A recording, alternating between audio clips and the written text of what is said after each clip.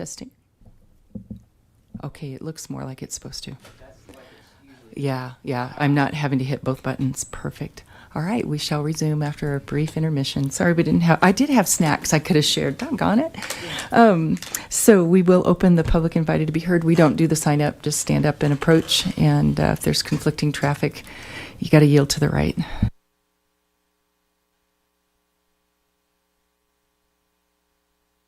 At the on-off button. My name is Keith Griffith, 7066 Johnson Circle in Niwot. I'm an airport investor. I have a personal hangar, and I also have a 70,000 square foot lease parcel on which we have 29 T-hangars. They're rental T-hangars. In November of 2025, Longmont citizens voted to amend the city charter to allow 30-year leases of city assets. Since that time, many Longmont airport leases have been approved by City Council with a 30-year initial term. More recently, since the beginning of 2023, at least 18 30-year leases have been approved by City Council without controversy, with the single exception of the Mile High skydiving lease earlier in 2025. Even that well-known target of airport opponents was approved for a 30-year lease after a short delay. However, in May of 2025, less than 2 months ago, that stable and predictable policy has been upended. Several hangar sales have been restricted from obtaining a 30-year lease and offered only a take-it-or-leave-it option of a lease assignment. No further explanation or reasoning was offered. City Council has been responding to a handful of chronic airport complainers by investigating things like landing fees and lease restrictions. City Council has asked the airport manager to report back on possible modifications to the existing lease template, which has been stable for years. Airport Manager Levi Brown has interpreted this request to study lease terms as a directive to stop bringing 30-year leases to City Council. Accordingly, he has refused to offer new airport investors the terms that were standard only 2 months ago. Obviously, to anyone with a rudimentary grasp of investing, the lease term is crucial to determine the value of an asset on leased land. This discontinuity in policy, which has not been announced or written down by any element of city government, has thrown the hangar market into total chaos. No one can determine a rational value for an airport property without detailed knowledge of the lease terms. The unfortunate persons who have bought hangars recently with the belief that city policy would be consistent have a large problem now. They thought they invested in an asset with a 30-year investment horizon, but now the time frame is considerably less. This amounts to a moratorium on new airport leases, imposed not by City Council, who clearly have the authority to do so, but by the airport manager in a unilateral action. I see this as the airport manager exceeding his authority and seizing the decision-making prerogatives of the City Council. If this is to be the new city policy, then as a matter of basic fairness, the new policy should be widely published so that potential investors in the Longmont Airport can evaluate the new circumstances. This was not done for the recent investors, and that's patently unfair. I suggest that the logical way to address this impasse is to present to City Council the same renewal terms that have been given to other recent leases.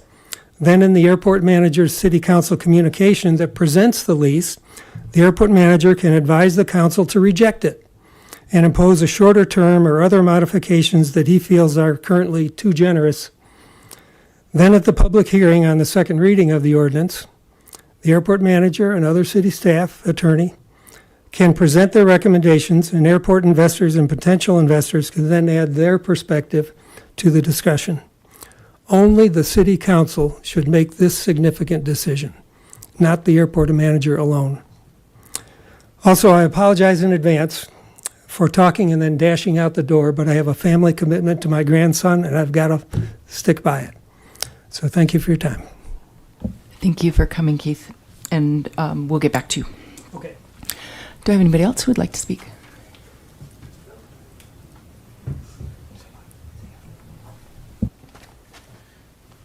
Good evening, advisory board members, Levi, Al Manley, 940 Rangeview Lane, Longmont, 80501.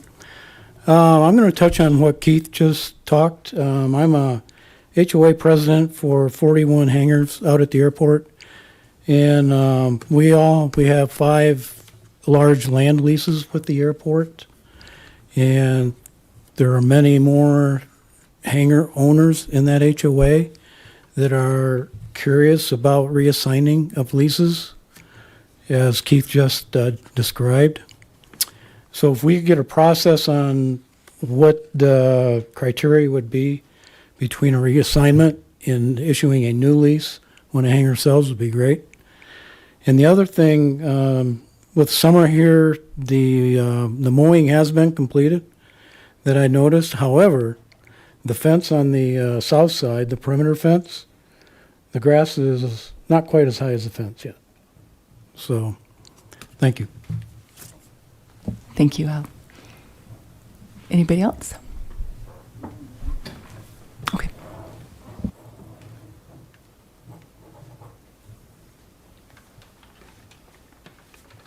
Hi, I have a handout. Can I bring it up?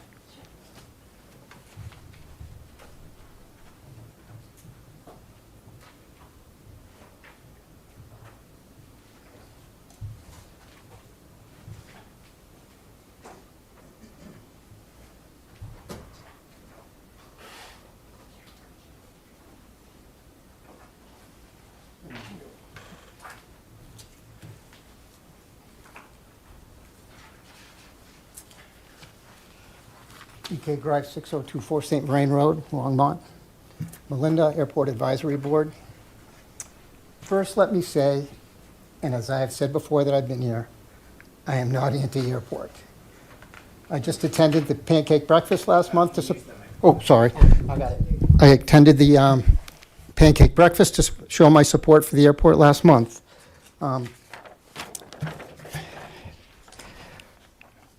But what I do have an issue with is still the flight schools and their behavior. It's not the private pilots, and it's not the businesses of Longmont. We've heard that Levi's had great meetings with flight schools, but judging from day-to-day behaviors, it's still really bad. There's an example on your first page of one plane, actually the first 2 pages, of one plane, the same plane, that did multiple laps at the same time 2 days in a row. 20 the first day and 17 the next day, both at supper time, when families could be out in their backyard having a nice barbecue. These laps are not small, so many people are being affected. I ask you, is it fair? On June 15th at 8:39 a.m., 5 planes in the pattern. One plane has already done 24 laps. That's a lot. Is it fair to the community? We've also been dealing with touch-and-go operations starting as early as 5:30 a.m. Most people are sleeping at 5:30 a.m. One plane waking up hundreds of households of people on the ground. Is this fair? Again, these are not small laps. They often go out 3 miles from the airport. That's a lot of people being disrupted so early in the morning. We all know how important sleep is for both mental and physical health. Is it fair? Longmont has an unreasonable noise ordinance for noise that can be heard 25 feet away before 7 a.m. We hear planes 500 feet away. If you started your leaf blower at 5 a.m., the Longmont police would probably come out and give you a warning or possibly a fine. What I propose to the board here is think about a curfew for touch and goes. The airport's still open. Private pilots and businesses can go and come as they need to, but stop the early AM pattern flights. It's not fair. People live here and deserve peace and quiet at reasonable hours. One person waking up hundreds makes no sense to me at all. Other airports have curfews. Longmont should too. We live in this community. We have an airport. We have a community. Let's come together and make some decisions that benefit both of us. It should not be a fight. It should be a sensible discussion that benefits everybody. Think of the people that have lived here 30 or 40 years, that live 2 or 3 miles from the airport. They haven't had this disruption in life until this past year. The airport's here to stay. We all know that. The community is here to stay. We have to find a way to coexist. Right now, for a lot of citizens, they feel the flight schools get everything and the community gets nothing. Let's come together. People live here. Let's make it fair. Thank you very much. Thank you. Do I have anybody else who would like to speak? All right, I'll close the public invited to be heard. Next up is approval of the minutes from the June meeting. Does anybody have any edits that they noticed?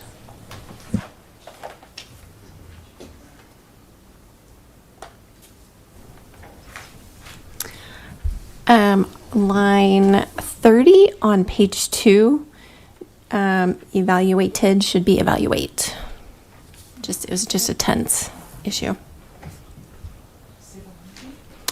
Second page of the minutes, line 30.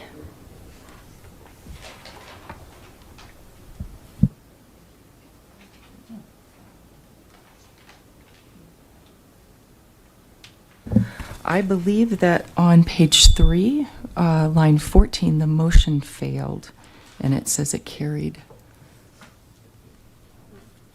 And that motion failed, so we need that. Yeah, it failed. And that was the rest. Anybody else see anything? No? Okay. So I'll go ahead and make a motion that we approve the minutes with the 2 changes on page 3 and page 2. Alter those, and we can approve the minutes as they are read. Could I get a second?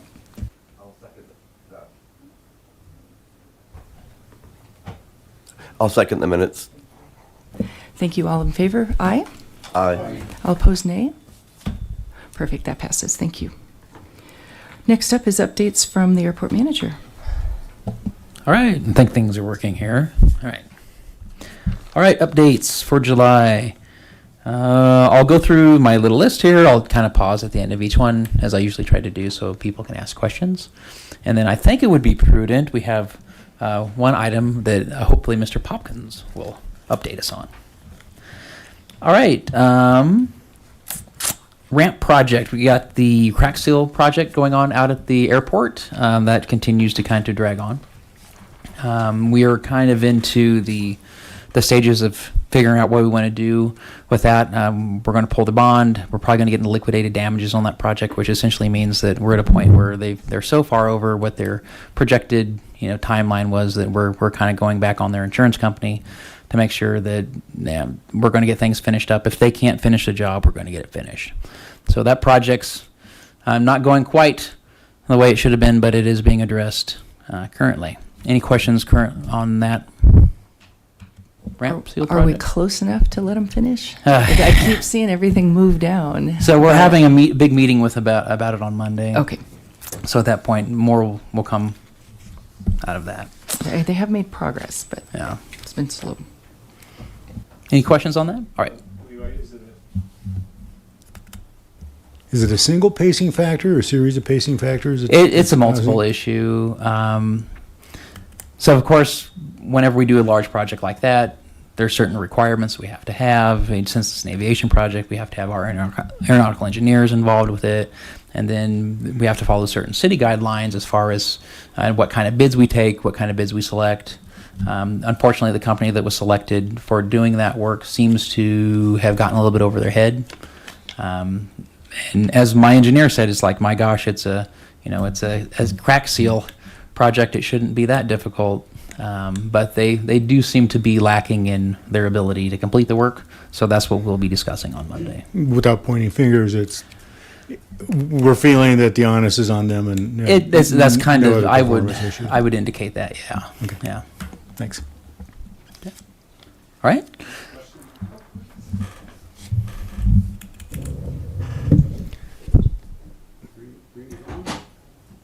We'll get it. Yeah. Who vets these suppliers? If the supplier's over their head, was there a vetting? So it'll all go through the city's procurement department. Okay. So there are certain rules that we as the airport must follow because we're using, federal and state funds, which is, we have to have, qualified aeronautical engineers involved in the engineering and the planning of the project. And there's also certain rules we must follow via the city's rules. So how we select contractors, who gets awarded the projects and stuff like that. So it's a melding of both processes together. So were you involved with the vetting of that supplier? Did they bring in an airport manager to do this work or to review I was the involved work? with the selection of the engineers, and we have a little more leeway over that, who we can select, because the FAA actually, does not allow us to select things like lowest bidder and stuff like that. With the city, it's a little more complex. When we choose a contractor for the city, we have to follow their rules, and it's kind of an automatic procedure through procurement. Procurement tells you who's going to be doing that project. Okay, thank Yep. you. Excellent question, though. Yeah, it seems a little, if they're over their head, it seems like we should find suppliers that have proven performance to do such a, what was the term you used? Oh, the crack sealing? Yeah. Yeah. What was the word you used? It was pretty easy, or? It's one of the most basic types of concrete Yeah. projects that you do. Yeah, yet they're not performing, so it sounds off. Yeah. All right. Okay. Next item I got. Yeah, go ahead. Are the two sections completely done? That'll be another discussion that we have on Monday. So theoretically, the work is done on them. I would make an argument that that work isn't necessarily to standard, and that there's sections that need to go back and be repaired and cleaned and addressed prior to the city signing off on that. Okay.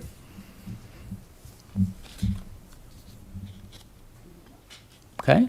All right. Next item, Tuesday, we were fortunate enough, Bree Lehman from the Colorado Aeronautics Board came out to do a tour of our airport. So I just wanted to kind of mention that, let the board know. It was great. She came out. I gave her a tour of the whole airport. We talked a lot. She's one of the newest members of the Colorado Aeronautics Board. So just kind of an informational item. She came out. Let's see. Lease language. One of the things that we've been directed to do by City Council is to do additional looking into lease language at the airport. So we did hire AMCG, Aviation Management Consultant Group, to kind of give us a review of how they feel. A modern small GA airport lease should kind of flow. We got that draft language back 2 days ago. Of course, we will be bringing that before the board. I did want to make sure that the city attorney's office had a chance to get a first run on that prior to bringing it the next step to you guys. So that's in their hands currently. They're going over that to make sure. And then, of course, the next steps, we'll be sharing that here. Any questions on any of those items? Yeah, I'm pretty concerned about this. We just changed the lease to a 30-year a couple years ago, and now it seems like the city wants to change it again. And, I personally have a lease 2021, a 20-year with a 20-year option. So I'm trying to figure out what that means to me. I was talking to one of the tenants, Doug Lyle. He just purchased a hangar. It just went through. He had no idea it was a revision. He thought he got a 30-year new lease. So we've got some issues that I think the airport and the city better think about. Otherwise, I think there's going to be some legal action.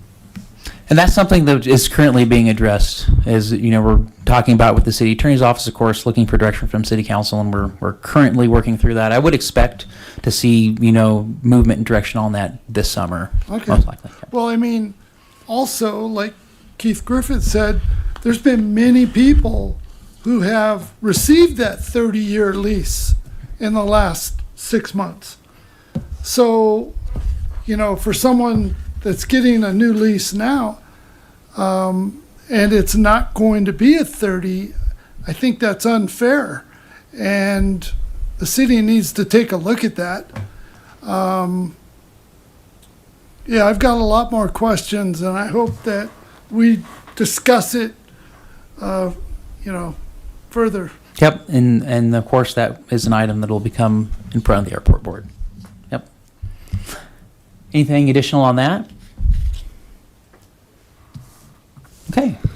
The next item I have, go for it. Thank you, Chair. No, we just had a little bit of a tech delay there. Yeah. Can you clarify what the current policy for leases are? So current policy, so what I in the city attorney's office has essentially been doing since we've been directed to look into leases. No. What's the current policy? The current policy? Yeah. What's the current lease? So term currently, policy? there's a current boilerplate lease. There is no current policy, if you will. There's no written leasing policy. Leases are legal documents. Sure. So theoretically, every lease is its own negotiated document. So what's the boilerplate? So the boilerplate currently is a 30-year. Okay. And the situation that multiple public comments referred to, are there changes happening to that as a result of the discussion that city council had? Because there hasn't been policy change yet to my. There has been no official policy changes yet. Yeah, official or unofficial, there's been no policy change on Correct. lease terms as directed from city council. So I'm just curious if you can speak to or clarify what was referred to by the public comments. So what we've been doing at the discussion with the city's attorney's office, stuff like, is currently offering and processing lease transfers. So party one wants to sell their hangar to party B. So instead of entering into new leases, we've been doing a transfer, which is something which is pretty straightforward. It's also known as an assignment. Sure. So you essentially take over the old lease, with the idea being that you've essentially just assumed the responsibility of the previous owner. It's another completely kosher way of doing it without instantaneously creating a new lease, while lease policy is resorted. Okay, thank you. Yeah.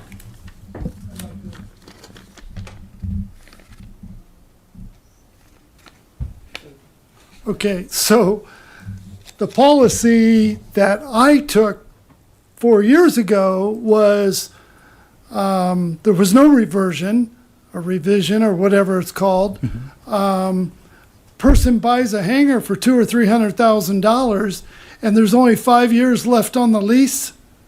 How is that at all fair when you've given other people 30-year leases? So whether you decide to enter into a lease with the city or not is kind of your own decision. So at this point, most people who have come to the city have, I offered them a transfer, and they said, sure, I'll take a transfer. So How come Doug Lyle didn't know anything about it? it's a good question. We did have the conversation, and that conversation is documented about offering a transfer.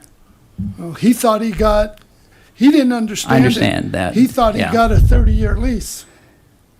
And I've met with Doug, and we have had the conversation. Yeah, he wanted me to say something tonight because he's not happy at all. Mm-hmm. As a matter of fact, he might, I don't know how he's going to do it, but it's probably going to be legal action. Sorry, I want to jump in here for a second. Can you turn it back on? I'm sorry to interrupt. That's all right. I'm sorry to interrupt. I just wanted to jump in here because this is not a forum to adjudicate specific individual cases. And I want to be very careful here as a board that we don't get into specific personal lease cases, whether it's yours or someone else's, Okay. out of respect for yours, someone else's, and others. Sure.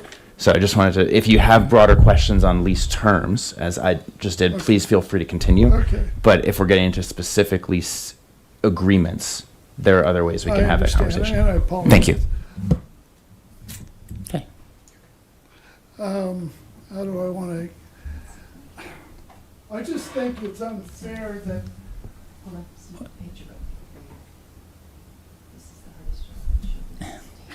Melinda's got the hardest job. Oh.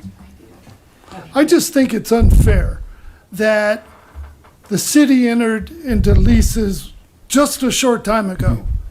And for the kind of money that is being spent at the airport, plus the fact that, we're paying a lot more in property tax,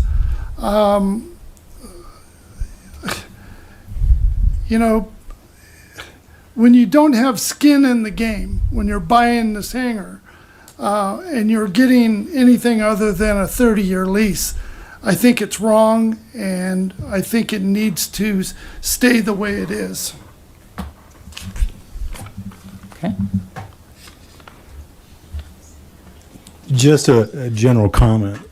There is no homogeneous structure for hangar ownership at KLMO. It can be a hangar corporation and you own shares. It can be an HOA where you own some structure as far as that goes. It can be an organization. It can be an individual. It can be a small corporation. And in all of those cases, the leasehold may or may not renew on an individual basis. I'll use myself as an example. I don't own my hangar. I own shares in a corporation. The corporation gets the leasehold and the renewal dates. So clearly, there can be a lot of confusion in ownership with those kind of structures. Now, I'm not advocating for a homogeneous type of structure. We have what we have.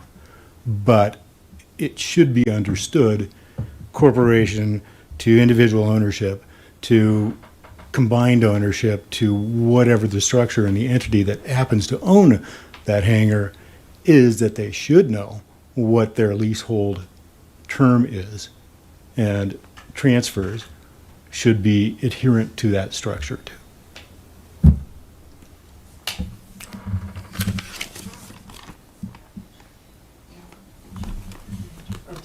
No, that was me. Yes. Quick question, sort of following up with what Councilmember Popkin asked. Is it typical for the airport, like have you typically been offering transfers, or is your boilerplate a new 30-year lease for someone who's purchasing a hangar? Over the course of time that I've been here, it's been both.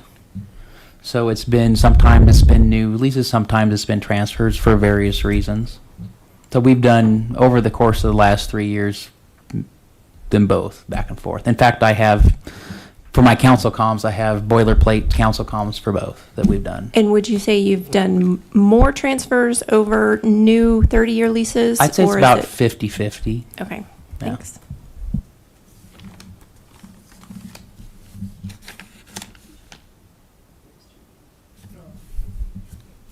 I'll just add that it was 2020 when it was on the ballot. It was on the ballot prior to that and didn't succeed. And in 2020, the public voted to allow the city to write 30-year leases. And it was voted, it was on the ballot. So that remains. I would believe that that remains. And that 30 years is the top of the lease term. So you can negotiate a 10-year lease or some other number that you want, but 30, it used to be 20, and so it was voted by the public to raise it to 30. And then with a renewal, but there is, the hangar leases may have recision in them. They may be for shorter periods, and then the FAA caps them at 50. So even if you get a 30, you can't get a 30-year renewal, because it's only a 20 after that, because the FAA will only allow 50. So as with all things at the airport, we do all kinds of stuff, but the FAA has final say on everything. But it sounds like it was a problem between understanding and transferring, and I think that's, I'm not sure if that's what Keith was also talking about, a transfer versus a new lease. So I think that's really the, I'm trying to stop that feedback. That seems like that's where the discrepancy might be. But if there were to be a major change to the ability to lengthen leases or to be drawn back, that went to the voters. So that's locked in. And of course, any changes that we do make for the airport will come through the airport board too for review. Yeah. Anything else on that one? Right. Next thing I got is airport emergency plan. So I updated you guys a little bit on that one. We had a draft. We continue to refine that draft. From my standpoint, that document is pretty much done. I did ask city management if I could bring it to this meeting. They have a couple more people that they really wanted to go over it before it comes to the airport board. So preview on that one, I would certainly guess we're close enough that next meeting that should be coming before this board for review. That does include communications, and we're going to make an amendment to communication emergency plan also along with that. So that's things to come. Any questions on that? Okay. One more conference update. Of course, June turned out to be my busy month. So also got to go to, I don't think I updated last month. I updated on the national conference, and I did get to go to the Colorado conference, which was also in June. They held it in Steamboat Springs. Excellent conference. I got to talk to a lot of great people in industry. That conference is great for no other reason. I can get 4 weeks worth of work done in 2 days because I'm actually talking to the people that I'm constantly emailing around here. So that's great. Got to touch base with Eric Dahl and talk more about voluntary noise abatement procedure, which I'll give an independent update here on after a few other things. But great conference. Nothing ground shattering, but some great footwork done there. That's all I have personally to talk about. Then hopefully Councilmember Popkin could update us on his experience with the H-55 crew.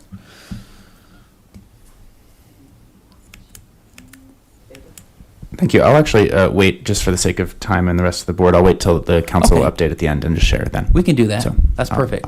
Is there anything else you wanted to share with us? So the only thing I'll do after that is I'll move into, so then we'd move into the noise abatement after that. Great. So Yeah, that's I'll what I hold got. for now. Thank you. Perfect.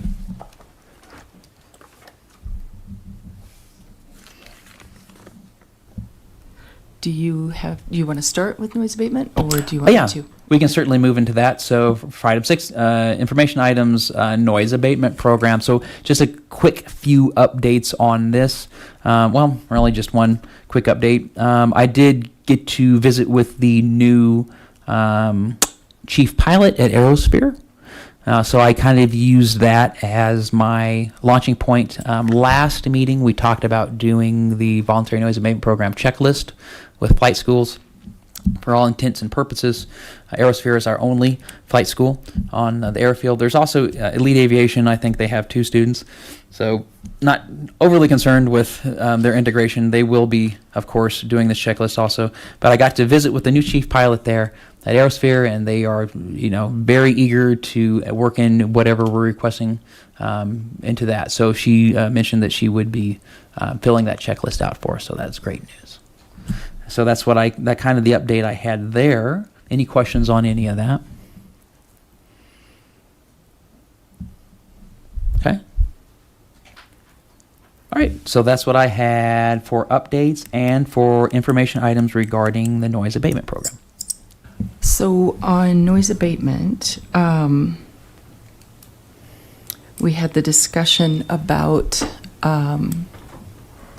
efficacy of the program and measuring noise and trying to measure the effectiveness of the program. And I'm aware the program has been in place for, I would wager to bet, 10 years probably. We've been monitoring complaints since I ever came here. And I know, especially for the last 10 years, in particular with the lawsuits that were underway at the time. So there is a mountain of data on noise complaints that's been analyzed and statistically evaluated. And then that triggered the noise abatement plan, I think, at that time, if it didn't exist before that. But it's been around a long time. So my question is, in looking back at last month's meeting and the discussion about measuring noise, I don't know that we need to measure noise, plus the logistics person in me says, where are we going to measure it from? Where are we going to put the measuring points? And I start going down those paths with my brain. But we do have a lot of information. So we do have 10 years of data, 10 years of scrutiny and information available. So from there, the thing I'd like to ask for is if we have, what are the numbers for the last 2 years and where are we right now? So we provided an update in, I think it was April, that traffic was up 1.67%. Okay. It was surprising given we had a much better weather year this year than last. Last year the weather was notably different and hostile to flying.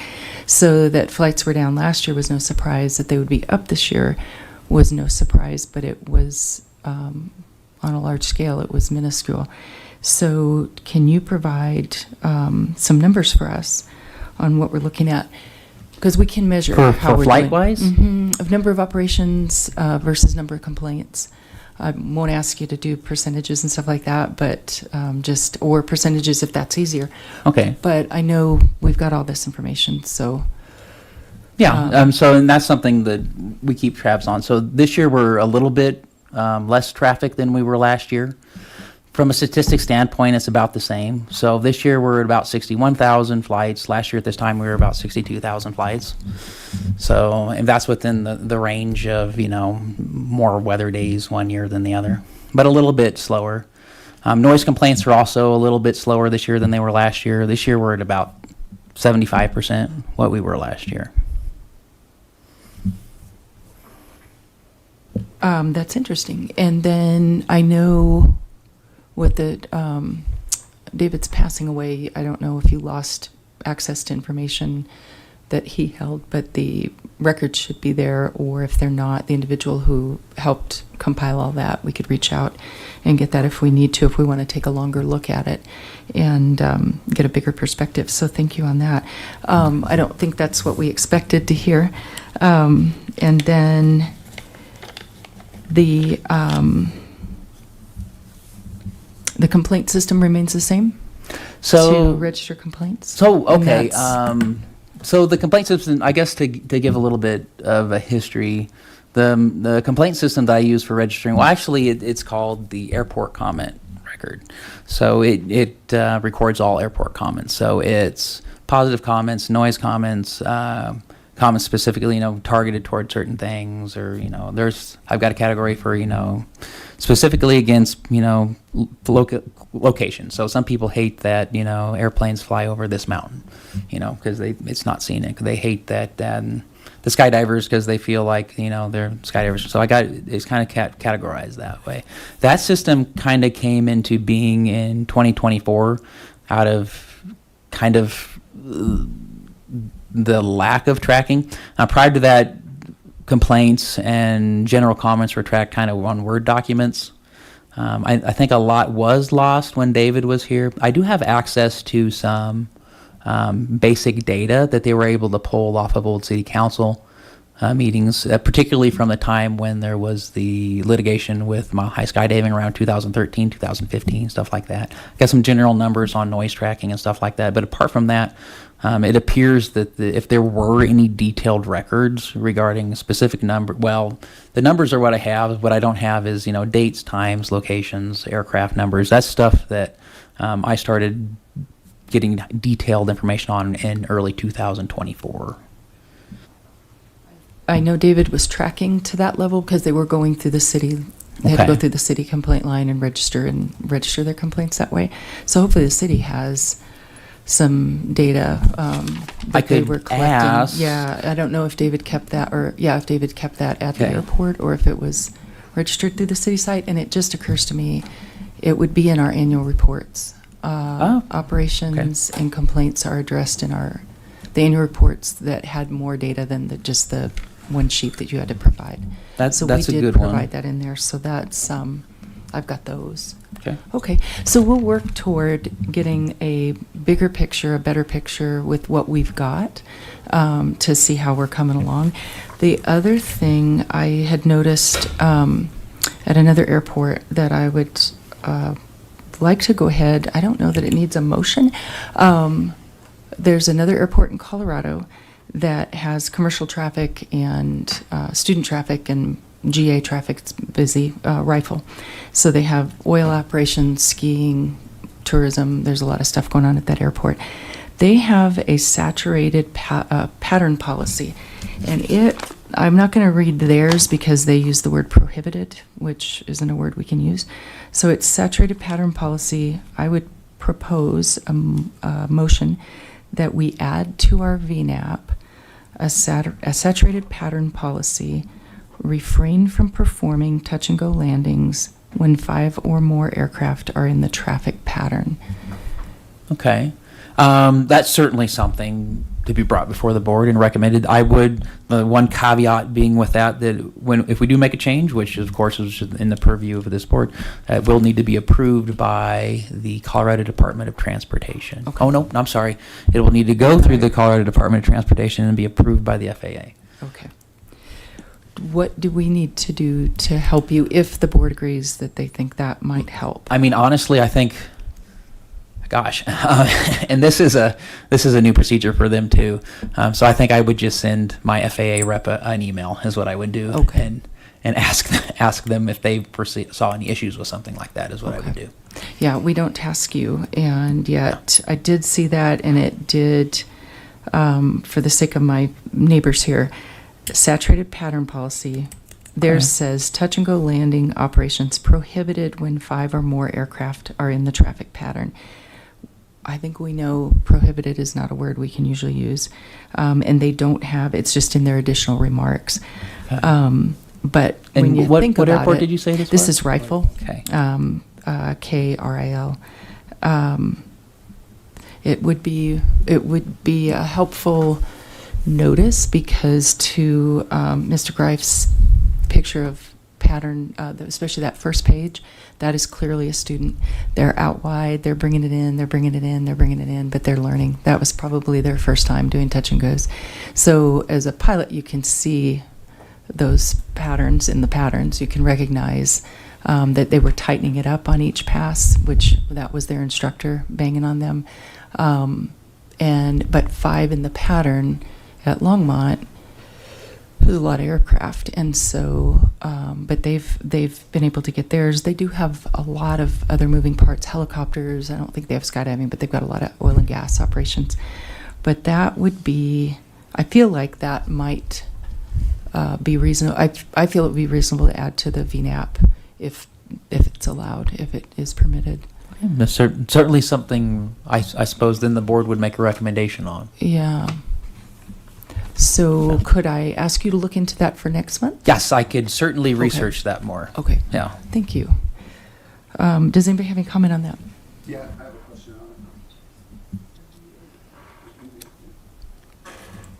on it. So separating us from the motion or the potential motion, what is a safe number of planes to be in the pattern? I've heard numbers that are less than that, but what is, on the record, what is a safe number of airplanes that are acceptable to be in the pattern? Of course, for anything which involves flying like that, I would default to the Federal Aviation. There's no regulation or limit that I can think off the top of my head, but the FARs would be the airplane flying handbook of the FARs would probably be the resource I would go to look to see if there was one, but I don't think there is one.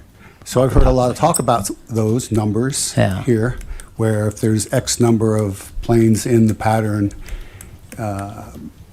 different things are being asked. So is that a tough question? I mean, looking at a bunch of pilots, what's a reasonable number of planes to be in the pattern? That's an interesting question. I've never actually. There's so many variables. It depends on the aircraft. Yeah. If it's all 172s, Obviously, Rifle's just thought chugging about along. it too. Yeah, because they've got powerful helicopters doing Yeah. oil and gas work. They've got commercial jets. They've got luxury jets. They've got a lot of, and then GA planes, and I think a flight school. So you've got a lot of different levels of power there. We have different levels of power and No, I'm asking skydivers. for here. Yeah, so here we have different levels of power, and skydivers is really our two considerations. And we're not getting, we don't often have high-powered helicopters. Fort Collins does as well. So it just depends on the aircraft. If it's, it just depends on what the mix is. There really is not a formula. Yeah. So we're going to be making a recommendation for something that it depends? Well, again, it's a voluntary. Yeah. I'm just saying, we're Yeah, going to make a so- motion for 5 or more, but I'm not hearing anybody step forward and saying, well, we can't really say a number yet. I don't know. I'm just wondering, because I've heard, I think, members of this board and the public say there shouldn't be more than X number of planes in the pattern, and we as a board now are, at least you're considering making a motion. So I just want to make sure that if we put a number out there, it's a number that we really believe in. Because I don't know, that's why I'm asking. And if you're going to ask me Yeah. to vote on it in a motion, I kind of want to know, do a sanity check from other pilots. You know, this is our airport, let's say clear day, no helicopters, no oil and gas, no other complexities. Anyway, I guess I'm not going to get a number, but that's No, what I was well, asking for. I'm Because you're looking suggesting at a this. number, and I'm wondering. I'm based off of what I'm seeing at another airport. So the main thing to keep in mind is that they're using the number 5. I don't know that I can even make this a motion either, so it is just a discussion. But within that entire loop of a pattern, you could stack 10 aircraft in there. So this is saying touch and go landings. So it's only talking about don't do touch and go landings when there's 5 in the pattern, because they slow traffic when you do a touch and go. You have to wait for them to clear before you can even attempt to land. And Yeah. so it's saying Just while I'm sitting here when thinking it's- about it, Yeah, just go, hold, Yeah. come back, that kind of thing, yeah. But I'm So thinking, just I to- guess if you're looking for a number, the best way to answer that is it would be a hard thing to just essentially, let's say, spout off right now. I think it would take some thought, some deliberation, some research, and some consideration put into it prior to actually calling out a number, is what I would say. Okay, so you're referring to this pattern. Is this the pattern that is recommended by the airport? That is a flight pattern, That- yes. That is a pattern, yes. Well, I see it's a pattern, but is it, Levi, is that the pattern that you have in your noise abatement program recommended? So Take off, climb, turn within 3/4 of a mile? It's within this, and it's kind of a little bit hard to tell from this specific map, but it is within this range. And then I would also put a point of clarification. The airport doesn't recommend a pattern. We do have maps which show where a standard pattern most likely occurs, but they are standard aircraft patterns, so they're universal from airport to airport. Okay, and this pattern in yellow that you're seeing It's within is the consistent bounds with of what? that. yeah. Okay, And that's It showing appears- traffic yeah. on both. Of course, I'd want to look closer at that. Yeah. This Okay. last one shows traffic using both runways and both directions, so that gives you a pretty good idea. So again, I can't task Levi with anything to do, but I would be interested in us investigating, and if we need to do that as the board and come back to you, let me know that. The FAA does not state a specific number. And again, there's so many variables in there. At the end of the day, though, they will say thumbs up or thumbs down on it. They have ultimate say on everything. So something if it seems reasonable, something we could ask for, and the FAA can say that sounds grand, or they can tell us no go. And that's one of the things that came out of House Bill 1235 is that we need to submit those noise abatement programs now for their review. Yeah. Quick comment, and at the risk of introducing some snark into all of this, the safe number of pilots in a pattern, if it's a bad pilot, 0. If it's a bunch of trainees and they're on solos, maybe 3. Yeah. If Or they're- 2. Or 2. If they're competent and they can do formation flight, maybe 100. We'll have that at Oshkosh next week. great. Can I respond to that? That's true. That's Yes, true. but I do have an additional comment. The airport website has our recommended restrictions in terms of hours of operation for touch and goes, number of touch and goes that can be performed during a specific period of time. And I think it makes sense to me to have outlying schools to have their students review our procedures, our recommended procedures, before they fly here. Yep. And that way they're not doing 20 loops within the pattern. And that's one of the reasons we've been pushing the checklist. Yeah. It is transportation, and I heard people leaving very early this morning or yesterday morning, like 5:30, but they were outbound leaving. I am right in the I'm right under the pattern, by the way. I'm 0.9, right under downwind for 1-1. And so I do hear them as well. And the flight schools could control that with their rental hours. And then I get it that these people have jobs, they're training, they're coming in, getting their time, and then early in the morning is always optimal in the summer. So there's a lot of factors that go into this. But I do appreciate being able to have a discussion and see what else we can possibly do to improve our stance and then communicate that, which is always the key. Did you want to say anything else? Yeah, yes, please. So I appreciate the snarky comment. And I too take it as a, snarky comment, which is great. It's dialogue. But on the flip side of that, I've heard a lot of comments from the board and the citizens saying, well, this is a fact, these pilots are learning, they're students, so I don't know what you would call them, but I would put them in the classification of probably, not a really great pilot at this point. And then I've also heard a lot of comments that the instructors are not good instructors. So, sorry, I take things literally, but when you go, if it's a bad pilot or if it's bad this and that, it's like, that's all I'm hearing about. I know there's great pilots. I'm guessing all of you guys are great pilots, but I hear a ton of comments about the instructors aren't very good and they're students. So I'm going, all right, so maybe it's 0. Sorry, I don't mean to come back at the snarky, but I just think there's not a lot of really good high skill up in the air there, and when we're going to use guidelines by if the quality of the pilots are not good, then we probably want to have a really, really low number of people in the pattern. Anyway, I'm just trying to use logic here and learning as I'm going, and I just wanted to come back and say, my suggestion is considering their students and I don't know how, probably don't want to say this publicly, but I haven't heard a lot of confidence in the instructors, so that might want to be, you might want to put that into that number of people in the pattern, because I know when they're flying over my house, I'm going, wonder who's in that who's driving that airplane, flying that airplane. Okay, thank you. Trust if they're really green, they have an instructor with them still. So that's the good news. And planes have dual controls. So. But I've heard the instructors aren't very good either. No, the instructors are fine. They went through a lot to become an instructor. But understanding that we have a noise sensitive area at our airport is really the message.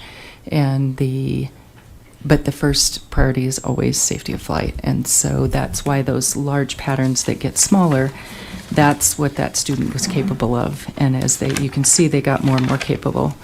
Assuming that their pattern came in, if it went out, they were getting fatigued. And I think we've all been there. And so, but I would venture to guess that was a pattern being drawn in as they were learning. So, and we all do have to learn. And this is the hardest thing we learn. This is the most critical phase. So we do spend a lot of time on it. Can I comment on that then? So I've also heard, I'm just going, I'm here learning, and I guess there's no rules other than what the FAA says, so I'm going to go with what I'm interpreting as these commentary as what we should be going on. That I have heard in this room that there shouldn't be more than 5 touch and goes, because after that the pilots get fatigued. So my question back to you, Levi, is when you said you spoke to the chief pilot at the flight school and she is all on board, and if touch and go should be limited to 5 in a shot, otherwise you get fatigued. Is that chief pilot in charge of this person? No, I mean, from a practical standpoint, whenever 2 people are flying, the pilots of that plane have an ultimate authority to do what they want to. And of course, as we get more into that, I'd be speaking for other people, and I wouldn't want to do that either. Okay, well, there's only one, I'm hearing there's one flight school. You spoke to the chief pilot, so I'm guessing if this is a student, you spoke to the chief pilot for this instructor on this student. Would that be a reasonable? If it was a student, I think this one was actually a plane from another airport, if I recall correctly. Yeah. Well, we don't have a flight school, right? This is, We do. oh, I Yeah. thought the flight school, so G&M, is that? G&M is actually Rocky Mountain down Okay. in. Okay, so you didn't Yeah. speak with that? No. Okay. So I have spoken, of course, with their staff, and we've talked about our noise abatement program at the quarterly meetings that we've done, which has really been two and one very productive one. The last one we really got a good turnout at. I guess I'm just saying, this doesn't seem like they're adhering to that noise abatement program. I So- understand they're circling in and all that, but 20 laps, they're 4 times over fatigued, right? No, so to clarify, this is touch and go landings for pattern saturation, Okay. not, you're talking about something different. So that is number of touch and goes in total, which that's a young person that can do that many. And then I'm at 13. And then you begin to get fatigued. So that's talking about touch and go operations. This would limit, the saturated pattern policy is to keep a maximum of 5 in the air. I get it. They're two separate things. Yes, I'm so coming- it's not I'm the coming back same. to this. And Okay, things okay. I've heard that 5 touch and goes are max. No. We've And not, that you spoke to these people, but. no, All right. we've asked that they do 3 and move on, but there's no limit on that. So there's Right. no 5. Right, I know it's not a rule, but the guideline is you get fatigued after 5 is what I've learned here. No. So that's not true? No. Okay, No. okay, Yeah, just to separate, this is, the saturated pattern would be in the air so that you can allow traffic to come in and land in a larger aircraft because the act of touching and going slows up traffic. yeah, And so I'm not talking about the saturation. that's what we're talking about right now. Okay, well, I came yeah. back to So, this. yeah, and that's pilot preference, how much they can Okay. endure or how much their instructor can endure.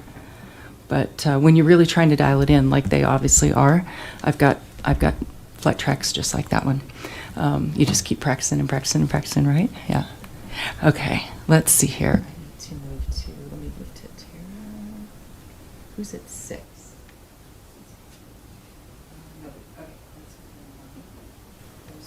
Oh. Oh, I just have a quick clarifying question for you, Madam Chair. This discussion started in the context of the voluntary noise abatement program, and so I just wanted to clarify: was your thought here, suggestion that the pattern saturation consideration or limitation, a threshold, for lack of a better word, be a strategy as part of the VNAP? That was what the thought process you had there. Okay, thank you for clarifying. One question I have, and then I do want to make a comment about safety and planes in the pattern. They can be in the pattern for various different reasons. They can be doing a touch and go. They could be coming into the pattern to land. And when you talk about 5 or more planes in the pattern, is that any plane doing anything or 5 airplanes doing touch and goes? I guess takes a it minute, would and I have seem read to it multiple indicate like times. touch and goes. It's 'cause- talking about touch and go. Okay, Yeah. so 5 Touch and- planes doing touch and goes. Number 6 plane comes in to land. That's Yeah. not a plane in the pattern doing. So let me read it Yeah, again. Refrain from performing touch and go landings when 5 or more aircraft are in the pattern. So essentially Meaning saying, yeah, I just you're come in to leaving land. space for people to come in to land. Right. You're leaving space Okay. so Because you could have 3 planes backed up coming in to land. Yeah. that's what this is addressing. So to your question, that part of the VNAP, in that it's to discourage somebody staying in doing touch and goes when there are 5 planes in, because those 5 Doing probably touch and have goes. other business. Yeah. And so, or people are waiting to take off. That's the other thing we know. Hmm. Then they've got people held on Oh. the ground that can't take off because the pattern's Okay. too saturated and you can't get a break in there to get up. So this would be to please refrain from doing touch and go landings when there are 5 in the aircraft in the pattern. So if I roll up on Longmont thinking I'm going to do touch and goes, which I don't at Longmont, and but I think I'm going to do them, and there's 5 planes in the pattern or 4, I'm going to roll to another airport, or I'm going to do a stop and go which means I'm going to land, fully taxi off, fully taxi back down, and take off again. And then I can queue up, say there's 5 planes waiting to leave that are held up by all this traffic. I'm going to go get in line with the rest of them, and then I'll get my turn. And that's at a tower-controlled airport. That's how you get handled. So you get put into the line to wait your turn. So this would be saying if the pattern's full, don't be doing your touch and goes. Go someplace else, or go hold someplace else, or do a stop and go. Do a full stop landing, and then get back in the queue. I think that's the intent behind that policy. And again, I've read it at least 15 times to make sure I was clear on it after having seen it. Yeah, I think it would be good to discuss that and get that wording right so that people can understand it. And then we would have to make sure we can get that out to the pilots so that they can understand it.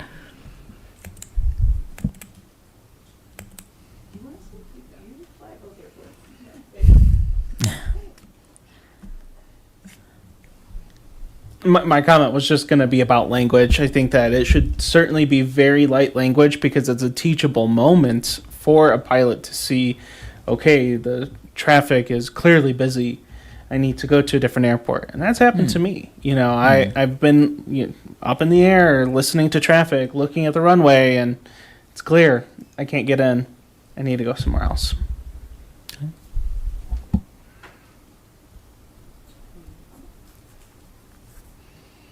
We'll put that one to rest for the moment. I will do some research to see if I can find other language and other airports that are using this and what their landscape looks like relative to ours. And then we will look at it again next month and see if we can get it to go through if I feel like I know we hear a lot about what's going on. We are hearing, all the input, and there's such a finite number of things we can do, but seeing that they were able to get it added into the remarks is encouraging that there's still maybe a few more things we can, a few more tools in our toolbox. That's possible. Of course, I wouldn't want to speak for what they would say, but Right. yeah, since they do have that policy in their noise abatement issues, I assume that they wouldn't. Yeah, and theirs says prohibited. Okay. So I don't know how enforceable that is. It is under additional remarks, so it's at the very end. Yeah. Last comment? I just want to be clear. I think the direction of this is good. I'm just trying to learn and get clarity and also voice some observations that I've made. But even though I'm poking at it a little bit, it's more in the spirit of making it right, because I do think it's a pretty neat idea, a pretty compelling idea, just to be clear. Thanks. Okay.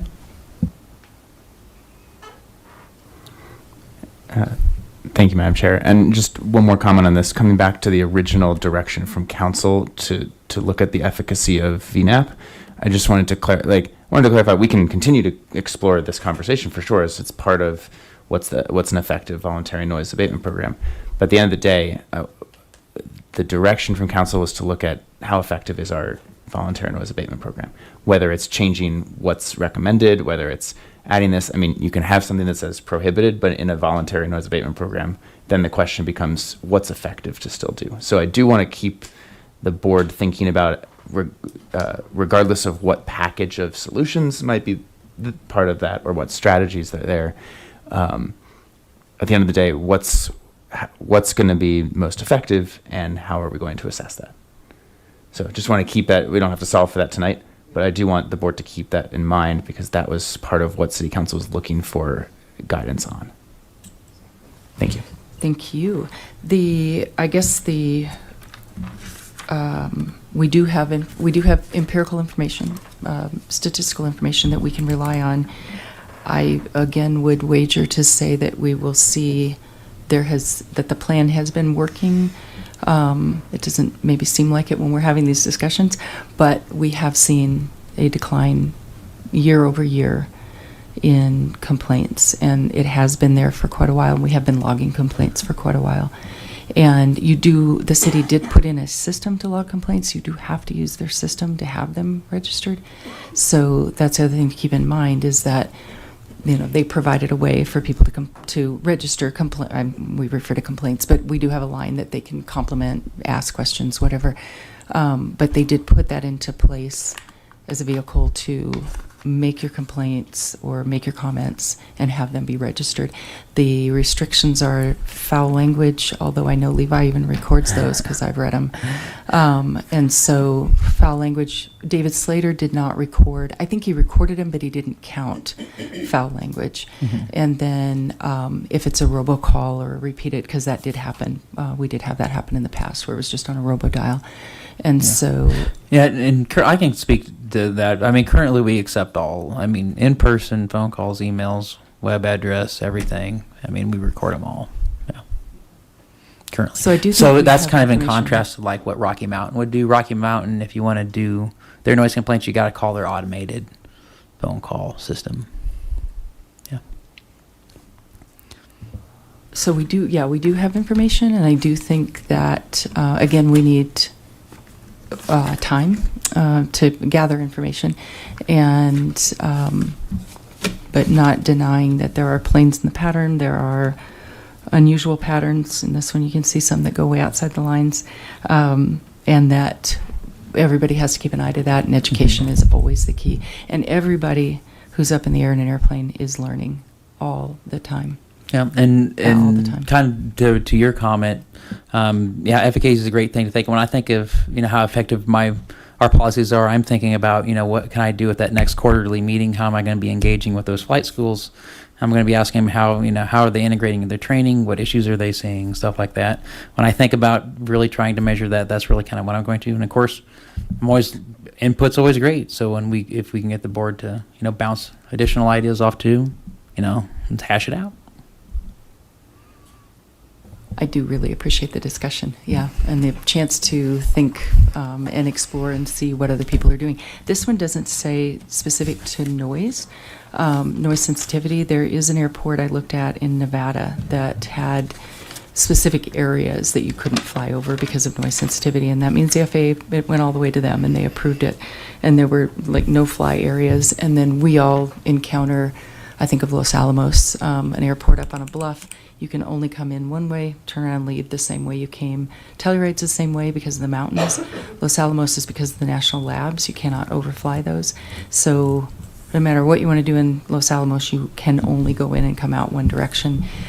We have the ability to flip our runways with the winds, and we are not restricted because of the mountains or any terrain. So we're in a very standard FAA pattern, and the patterns are standardized among every airport, so that as you fly into another airport, it's a standard pattern. You know what to expect, and especially in the event of an emergency, if you were had some kind of a failure and you're trying to land in Longmont, you don't have to go read and listen and try to figure out what their standard pattern is. It's very consistent across all airports. So, and then higher powered aircraft have to come in at higher levels, longer patterns for them to get slowed down and get in. So there's a lot of things, there's a lot of moving parts. And again, getting into the pattern safely and on the ground safely or off of the ground safely is the first priority. But there is some other, I don't know that there'll be any different language in this, and it would be very brief like this. But the only other one I saw that was very restrictive was over noise. And it was, like I said, it was in Nevada, airport there. So we do fly with restrictions. We have a lot of MOAs around here because of the military. So we have a lot of active military zones that we can fly through. And then they tell us if they're active or not. So we're used to having those kind of restrictions all around us. If you look at aviation maps, they're dizzying. And but this would be a suggestion that would make sense. And then there is just the natural order that you come in, or you're trying to take off, you may ask somebody, could I please get a break in the pattern to get out of here? And most pilots are good about accommodating that. So it's a bit of give and take. It's very much like surface traffic, that you roll up, you wait your turn, you don't take a ride on red when there's traffic coming through. When the traffic is clear, you go. Same thing, just different consequences if you pull out. Would anybody else like to comment on that, or do you want to say something? Yeah, thanks, Madam Chair. So just, I appreciate all that context on that. I think that's really helpful. And so I guess I want to remind the board here ultimately that City Council is ultimately looking for input and advice from this board on how we can do that. If you think that, if this board thinks that measuring efficacy based on complaint records that we have is an appropriate way to do it, we don't even have to have that data at the moment for the board to say this is the right way to measure that, or this is how you should track progress. If you don't think that that's the case, we'd also welcome other input as to like what's the effective metric to use potentially. More importantly, what is the pool of strategies here, and is the board recommending, as some of this discussion's alluding, that we explore some things that we haven't? Is it that we focus on some things that Levi is already doing and do more of that? Right, like that's the degree of kind of recommendation here, just to kind of anchor this. So, I don't want to necessarily say you have to have all of the receipts for each of these for that to for you all to make a recommendation to us, because ultimately we're looking for input from the board as to potential direction for us to then give further, either to staff or in other ways. So that's the broader context for this. So I appreciate everyone's diligence here and thoughtfulness in this conversation.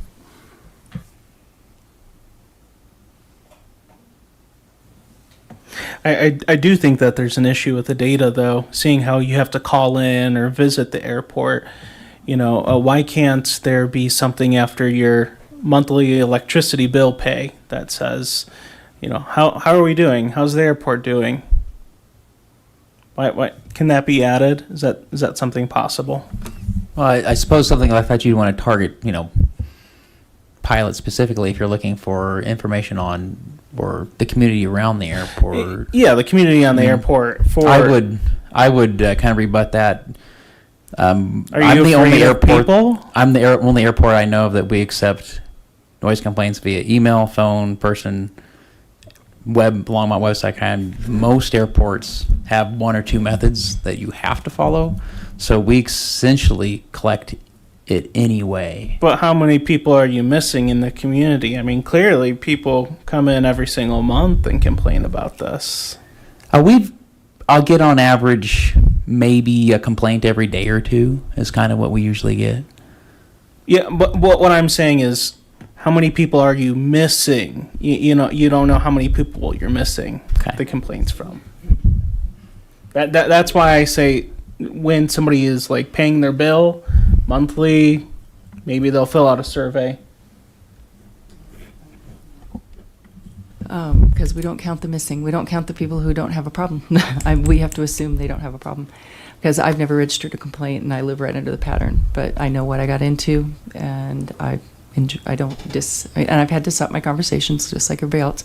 But I knew what I was getting into when I moved there deliberately. And several of my neighbors are pilots, and several people in Champions Green are pilots. So we definitely went knowing what we were biting off.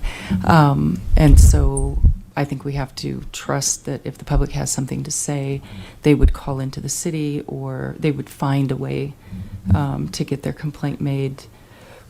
And everything's public. It's all out there. They could come to council. I mean, there's lots of ways to make your voice heard. And to David Slater's credit, and I think yours as well, again, they are not required to count profanity and threats, and those still do get added to the log, even with incredible profanity and threats. It made my stomach hurt when I read the complaint log. It was vile, and some of the things that have been said. So we even count those, though. So we are doing what we can, and I think there's always opportunities.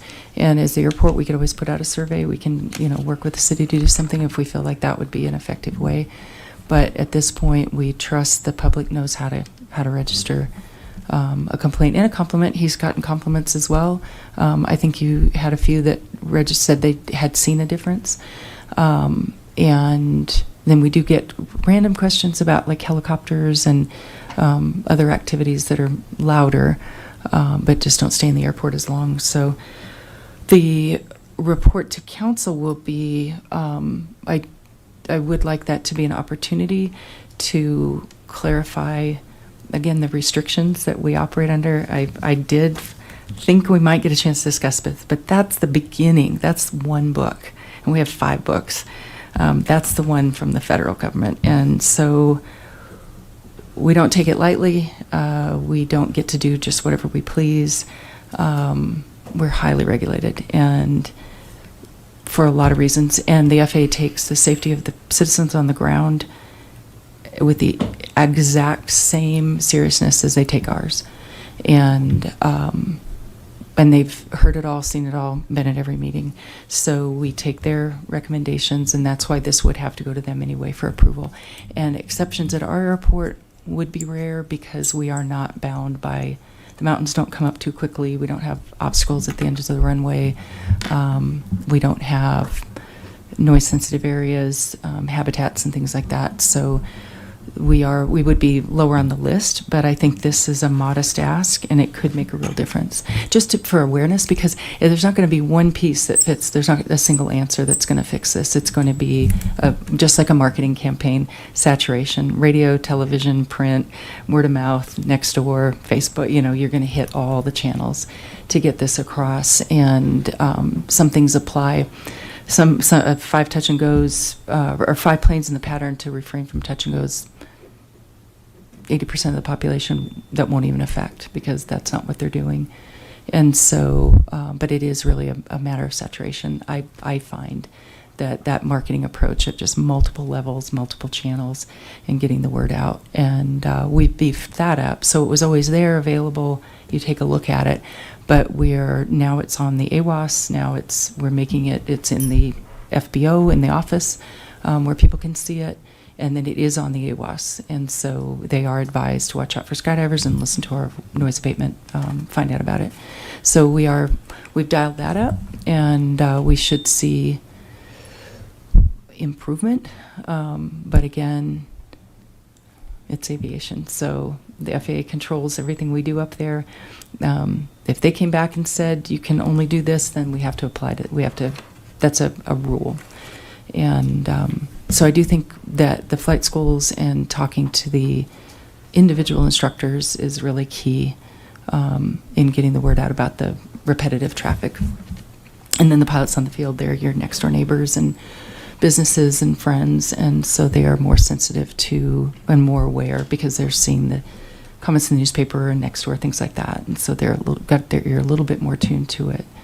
But that is the goal, is to gather enough information to do a presentation to council, and I'd like to be able to cover a few other things with them, kind of a 101 on where we are with regulation, where we're bound, and our legal has done that in the past as well and advised them just the restrictions that we're under already. So we look to do a comprehensive report, explore this. I urge everybody on the board, if you've been to an airport or want to look into other airports that have plans, and review them from a pilot's perspective, if they're realistic or if you think they would be helpful, to bring that back. And we'll bring some information back to Levi and see what we can do to augment this and make it the best noise abatement plan in the nation that then we can see results from. That's the goal. Okay. Anybody else on the board have anything to say? I just have a quick question. So this report, is this something that we are going to do as a board, or To the mic, just up close. how does that report get generated, and how do we do that as a group? Or okay, so that'll be just in the coming months. We'll pull that together. Okay, thank you. Okay. So that could be rolled into our annual report as to council, our report to council. I think we could roll it in there, and otherwise we would request to be put on the agenda to present in order to answer their request for information. On that note, on the top of the agenda, our annual report.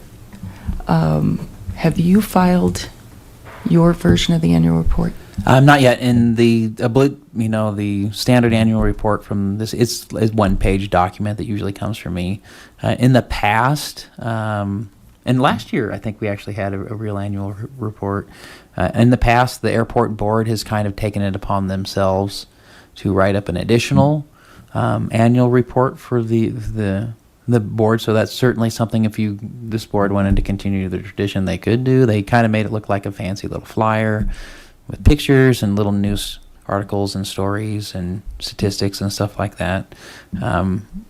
We missed a couple of years there, especially to my understanding, the interim years after Mr. Slater had passed away and stuff like that. But it is something that, to my understanding, used to be a little more common from the Airport Advisory Board. You present that to council. So it's just a little. I generate a one-page document, and it just goes off to council, and with the pile of all the other Right. Advisory boards ones, Okay. and it's part of their proceedings. Okay. Yeah. So I will come back on the annual report. Yeah. But the annual report itself, the one that's required via paperwork, for me, I can certainly do that. That's easy. I guess the big question for the board is if you guys want to get together and work on an additional annual report, just for the purposes of communicating additional things to the city council. So having been on the board for quite a while and the one who thought that was a good idea to do the expanded report, I'll speak to that. The report that Levi's required to produce that runs through us and gets presented to council is very dry. Yeah. Number of operations, some financial information. It's pretty Projects that very occurred dry. at the Yeah, airport. projects that. Very list-like. Yeah, and so a handful of years back, I don't think it was my idea to start with, but we had a more robust annual report that talked about operations on the field, training exercises, air show. We had volunteer pilots for pause, Metaflight. We have pilots that volunteer their aircraft for medical flights, Mercy flights. We still had a lot of COVID Mercy flights through that period of time. A lot of pilots participated in that. You're seeing that in the news right now with natural disasters. Particularly last year, there was a big focus on that in Tennessee and Florida, where general aviation are about the only people who can get in and bring in supplies, additional supplies that are diapers and not just water and things like that. So we've tried to report about that so that people have a better understanding of the planes they see coming and going, or the helicopters, or the night operations, what that's all about. And we've had the military doing skydiving at night in the past, and I witnessed that one time, and it's kind of terrifying. You're coming up over and you've got UFOs, aliens, comets, you don't know what it is coming in because they jump with flares. And it's alarming. And as a skydiver and a pilot in the city of Longmont, it was shocking to see, but there's an explanation for it. So we tried to provide things like that, and then a lot of the Mercy flights that leave our airport in particular. We don't need to do that. It's already July. I think I would say, unless we have something, I think I would prefer we keep it to reporting on the VNAP, answering city council's requests. We could do it in the vehicle of the annual report, or as an addendum, as an attachment to that, and skip the rest of the stuff that we've done in the past. And then we could look to doing it for next year's again. But in the paying attention to time, that it's already July, I'd say we better go quick and dirty and get it done. So if anybody has anything, so that's what I had always put out. If you know of anything happening on the field or has happened because it's looking back, please provide a report or an interview that we can include into that report. So if board members would keep an eye to that, anything you see happening that is newsworthy that could go into that, that would be awesome. It makes it a more interesting report. So on that note, I need to cut over to public invited to be heard. So we'll go to our final public invited to be heard. 5 minutes, state your name and address, and direct your comments to the board.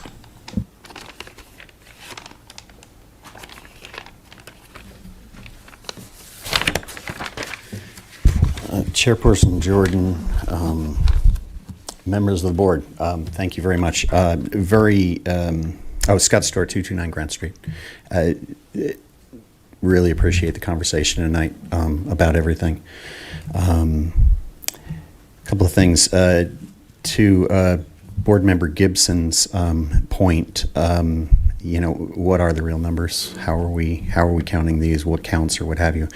If I register a complaint, I get one complaint registered, and you guys see it as a single number. If I register a complaint the next week and the next week and the next week, because these are not events that are single events, it still counts as one. That's the way it has been. I'm sorry, that's the way it has been in the past, and that's why we had like 17 complaints in 1 year, what have you. That was my understanding. So I understand that we want to get the automated stuff, the robot calls and the profanity out of this. This idea that the general public has to be the one that, we're going on this theory of like, if a tree falls in the woods and nobody's there to hear it, it never happened. Get away from my opinion. Get away from everybody's opinion. Automate this thing. Technology is there. There's a Superior Flight Tracker. They've got technology. You can put monitors throughout the community, and it can identify an aircraft from a car.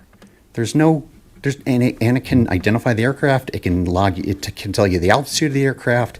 It can tell you the noise level that it triggered on. I mean, technology is there. We just have to be willing to accept it. You don't need an FAA study for this. We're talking about noise in the community, and I think we did a little bit of this last month in trying to get, to the point where we were actually looking at how do we actually understand the noise that's happening in our community? And it shouldn't be because I'm sitting up here complaining to you every month.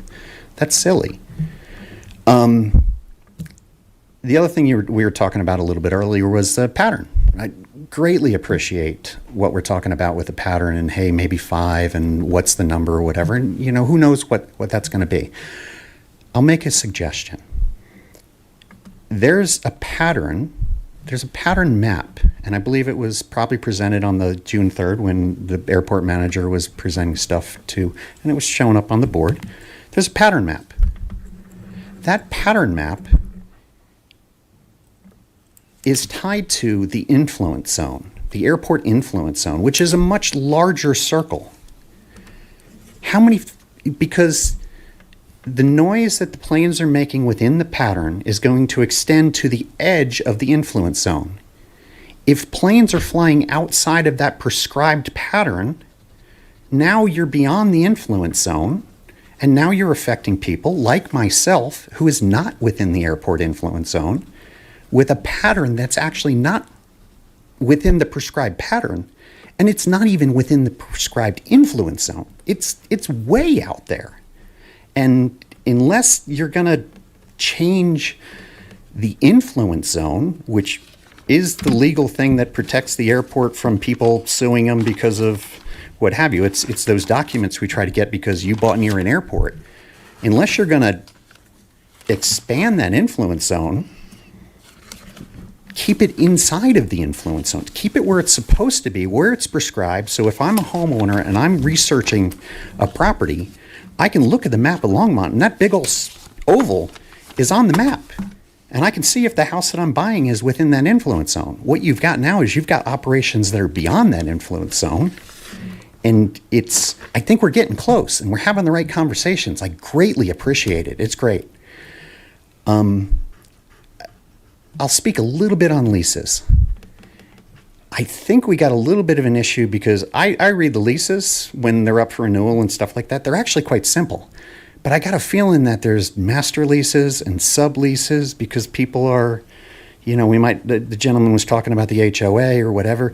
If you're in an HOA, ask to see the master. Ask to see your master lease, and you can better understand what those parameters were.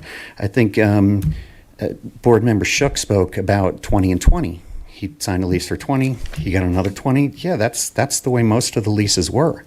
My understanding, the way the 30-year lease was, the 30-year lease was actually an option that was in play, and the intent on that at the time, and this is back when Marcia Martin was part of this, was to allow the city to apply a 30-year term to new construction at the airport. It was because the cost of new development was so great, they wanted to spread it out over a 30-year period. It wasn't really intended for, and I understand it's been used for, it wasn't intended for a renewal. It was intended to try to basically build up the south side of the runway, is what our intent was here. But yes, it's been applied to some people as a renewal.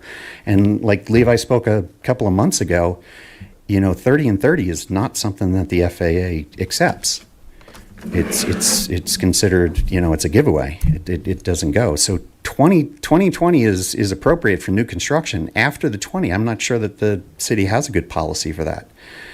I think if you also read through the leases, you're going to see that upon transfer of the lease, in other words, if somebody sells the hangar, the city has first right of refusal. The city has the opportunity to buy that hangar at the market rate, and the city could actually get in the way of a sale of that hangar. If you want the airport to have funding that is sustainable, you got to start thinking about the airport owning the hangars. That's where the money's at. The land lease is nothing. Look at other airports. The airports that own the hangars have the ability to fund themselves better because that's where the meat and potatoes are. I'm really excited about what happened in the conversation tonight because I think you guys are actually starting to have some really good, honest conversations. I understand everybody had, I'm sure everybody sees me as a critic or whatever, and I'll admit to that. But again, I think we're heading in a bit better direction. Appreciate it. Thank you. Would anybody else like to speak?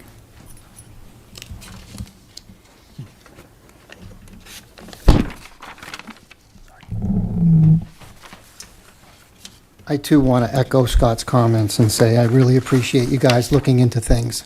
It's really important.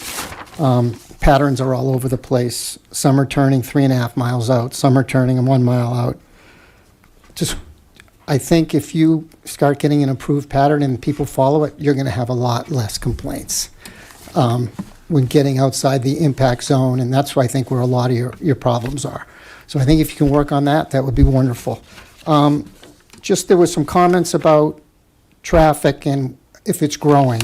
And I've got some facts here. 2011, we had approximately 70,000 operations. In 2022, we had about 88,000 operations. So we had about a 2% increase over 11-year span.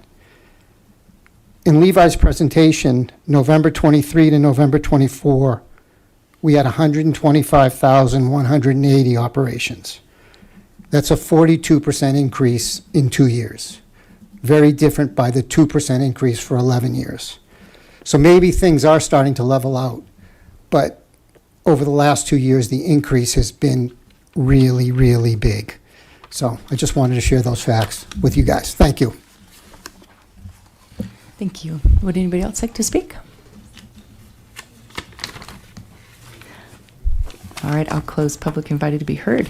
I'd like board and council and staff comments, please. Let's start with Mr. Meester. This is just a information comment. Pending in the Senate is Senate Bill 2175, which is also known as the Pilot and Aircraft Privacy Act. It specifically states, and at the risk of inducing sleep amongst the public and the the board members, I'll quote from it, Section 44749, limitation on use of ADS-B, which is what generates these kind of reports. That's our in and out data from an aircraft. No person, including a government agency, may use ADS-B data to identify any aircraft in order to assess a fee or otherwise impose a charge on the owner or operator of such aircraft. Further going into clarification in here, Section 40133, and again, I'm not used to reading bills in public. Disclosure required prior to imposing a landing or takeoff fee on any general aviation aircraft, as defined in subsection D. The owner or operator of a public use airport shall make available to the public the following information. Number one, any efforts the airport owner or operator has undertaken to reduce non-airside related expenses. Number 2, any efforts the airport owner or operator has undertaken to obtain revenues from sources other than general aviation aircraft. And number 3, the total cost estimate of the airside safety projects that the owner or operator plans to undertake, the amount or percentage of the fees imposed on general aviation aircraft that will be used to pay for such project, and an estimated timeline to collect such amount. And finally, number 4, an assessment of the impact of any fees on the health and vitality of general aviation and on the pilots, students, charities, and businesses that support or rely on general aviation in the area of the airport. Now, this bill was introduced late last month, and I don't know what's going to come out of the sausage maker at the end of all this. I mean, as far as I know, anybody sitting in a cockpit is going to have to be wearing a polka dot handkerchief and green tennis shoes. But this is out there, and it definitely affects any sort of imposition on landing fees at KLMO or any other airport in the country. Thank you, Dan. And that was a Senate bill? Senate bill. Okay. All right. That's okay.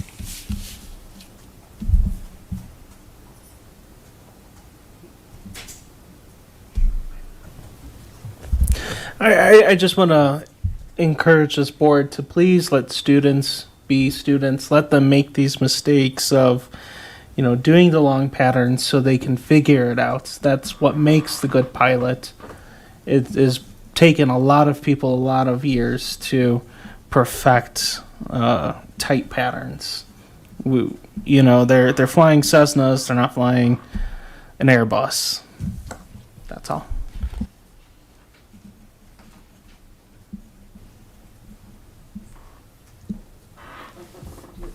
Do you have me?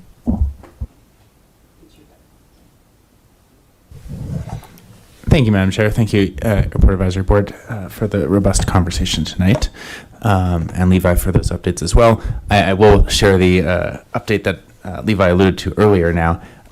On Wednesday, so I guess that was just yesterday. Wow, a long week.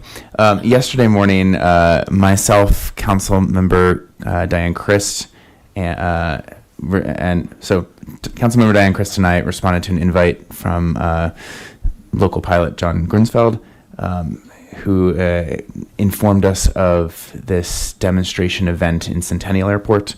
And it's kind of happening still, I think, throughout the rest of the week. There might be a few more open houses if anyone is interested. You can go on the website for H55, which is the electric aircraft company that's hosting that with Centennial Airport there. It's a free event, a public open house. You just have to register there. And so the two of us went with John and took a look at we got a briefing that was part of the open house on the kind of innovations in electric aircraft there. Honestly, it didn't look like an aircraft much different from what's flying around town anyway, but the operations of it are completely different on the inside there. And so it was really, really interesting. We saw a demo flight that took off right outside of the hangar there, and the company walked through kind of how they're approaching their commercial operations. 3 notes that I brought to, let me make sure the 3 notes that I wanted to share with the board just for awareness that I also shared with city staff. One, I found it interesting to learn from both a cost and infrastructure standpoint that these aircraft specifically are designed to use the same electric charging technology as electric vehicles. And I believe there are multiple types of electric chargers, so I'll be more specific there. I think they're designed to use the DC fast charging ports.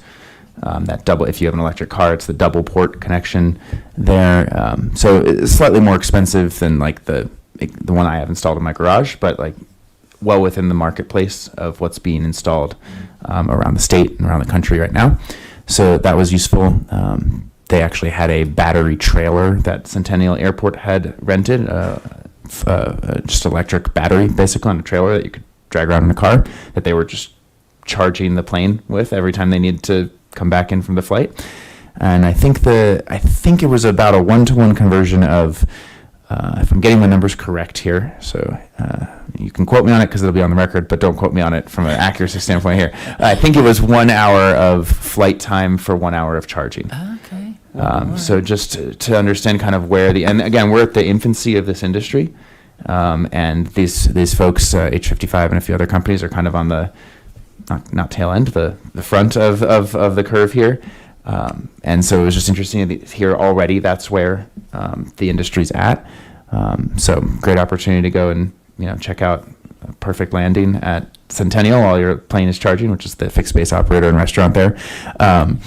So that was also useful. I thought it was also helpful to know that those mobile battery trailers exist and can be rented to the extent that you don't always have the infrastructure everywhere.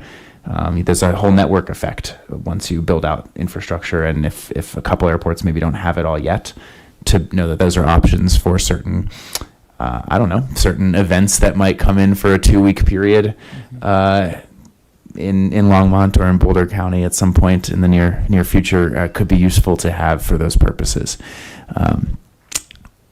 And then the last thing that I learned of there, though I don't think this was a complete surprise to Levi, was I talked to some folks from CDOT who run the state's discretionary aviation grant program.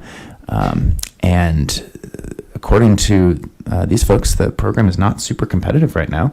And they will fund, I think it's a 90-10 state-local match grant for some of the infrastructure, or a lot of the infrastructure that we were just looking at there.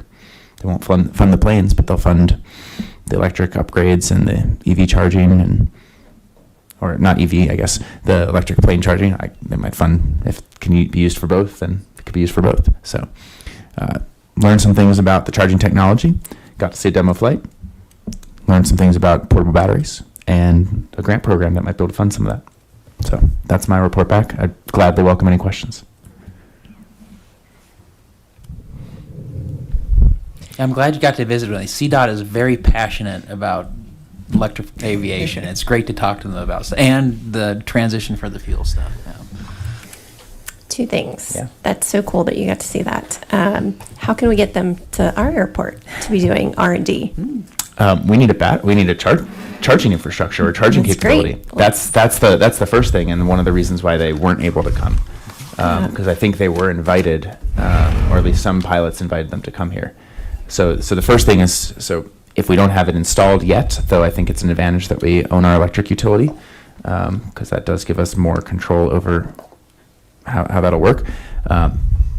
Knowing that portable battery trailer is an option, and it's not like a little energy thing, Energizer battery on like the back of this is I can show you a picture. It almost looked like a tractor. I just pulled them up. Yeah. Yeah. Sunbelt Rentals was that company there, but yeah, those look like a refrigerator on a trailer kind of thing.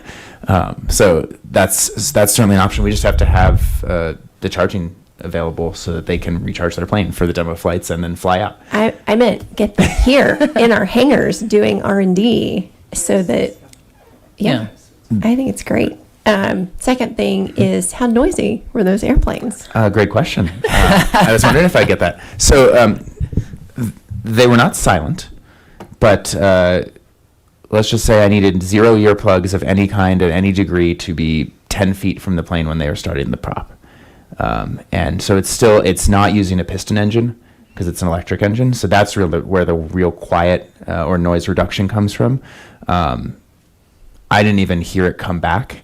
I was right next to the hangar door, so I didn't even hear it come back. I can show you a video earlier. There's noise from it, but it's mostly just from moving air because you don't have the noise from the engine itself, and that's the big distinction there. So I think from a quality of life standpoint, that's a huge upgrade if we can get more planes there. And then, of course, from a overall sustainability standpoint, you're just using electricity and you're not using leaded fuels.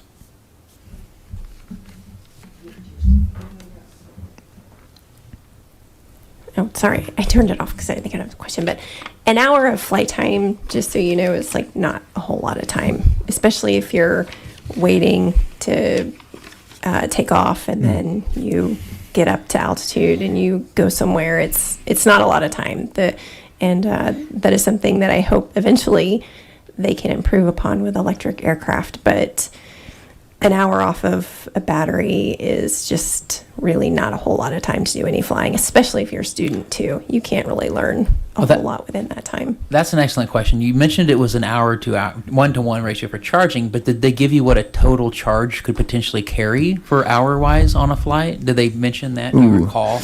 They probably did, and Okay. I don't have notes on that. It's a great point. 40 minutes, thank you. It was a great point. Two things that I learned from that. One, John actually was sharing with me of, one was from the company, one was from John. So what John was sharing is actually when you're waiting to take off, I mean, you don't have to be, like, it's not using power there. And so there is a different operational advantage there, in the same way, like if I'm idling in my electric vehicle, in my electric car, I'm really not burning, I'm not using much energy because it's just the AC. And so you might have the dashboard computer that's still being powered, but that would have been powered anyway. You don't have to necessarily run so there's a different operational efficiency that does come with that. I don't know how that converts to the exact amount of time. I do know that the company said that they're trying to work towards a 90-minute kind of like optimal there, so that you can get whatever number of patterns in or flights in. You can get takeoff, you can get a little bit of insurance just in case things take longer. But the other thing that John was sharing with me was that you don't have any of this changing, and I'm not a pilot, so correct me if I'm missing something here, but you don't have a fuel change of weight that you're adjusting for as well, because you're not starting with the whatever 100 gallons of fuel and then having that change. So other things that you aren't adjusting for as well. So it's just, look, it's a different operation. Oh yeah. Yeah, it's a fundamentally different operation, but it's serving a lot of similar purposes, and so it's intriguing to see where the industry is. And I think they were trying to get to 90 minutes in the next 2 or 3 years. Oh, that's great. Yeah. Thanks. That is interesting. So I saw 40 minutes, and of course we have to have 30 minutes of fuel during the day, 45 at night. So we're, again, bound by this big old book about what we do. And this is a Swiss company, but Buy Aerospace still shows that they should also be at Centennial, and that's why you would have had the electric infrastructure there. Buy Aerospace is George Buy, who started doing electric aircraft quite a while ago. Lear at one point invested in him and was working with him. Haven't heard a lot about them in this space, so this was interesting that they did. Dr. Grunsfeld did try to get them here, and they needed the infrastructure for charging, and they needed to have that big audience that they could pull there. It does go through the 12th. It's a Bristol B-23 energetic. It's a Swiss company that makes them, and my question is anybody going to Oshkosh? Because I'm sure if they're not there, there should be some electric demonstrations. Are you going to Osh? Anybody going to Osh? I'm not going. Okay. So we'll have to ask. Chad Renicke's going. We can ask him. I'll ask him if he can keep an eye out for electric at Oshkosh and for demonstrations and information. So there are a few people in the field, and I had heard about the portable, that we don't have to have the infrastructure built at the airport, that there is a portable option, and I have been interested in seeing if we could pursue that. So that's all good. Very good information. I'm glad you got to go. I was bummed I couldn't. I was supposed to go. And There might, as you mentioned, it's through the 12th, I think. Yes, so there through might the be a few 12th. more if you're able to make it down there. Yep. That was my first time at Centennial Airport too, and so I saw a lot of other lovely infrastructure that they have there. Took some quite a notes bit. of that. Did you get to eat at the restaurant? I did not get to eat. I had a different meeting in Denver I had to get to after, but I did get to check out. John and I did walk through Perfect Landing, and as a pianist, it was very cool to see the yes. piano bar that's Yes. there. It wasn't operational at the time, but Jake Jabs from American Furniture Warehouse is the one usually playing there in the evenings. Oh, really? He's the main pianist there. Go ahead. And it's at Hangar 5 out at Centennial. And just to let you know, Centennial is with Teterboro in New York.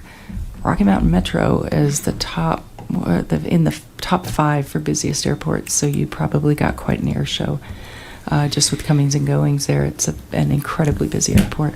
yeah, maybe I'll just note two things from like I mean, this event attracted, just in the one morning of the open house that I went to, probably 60, 70 people.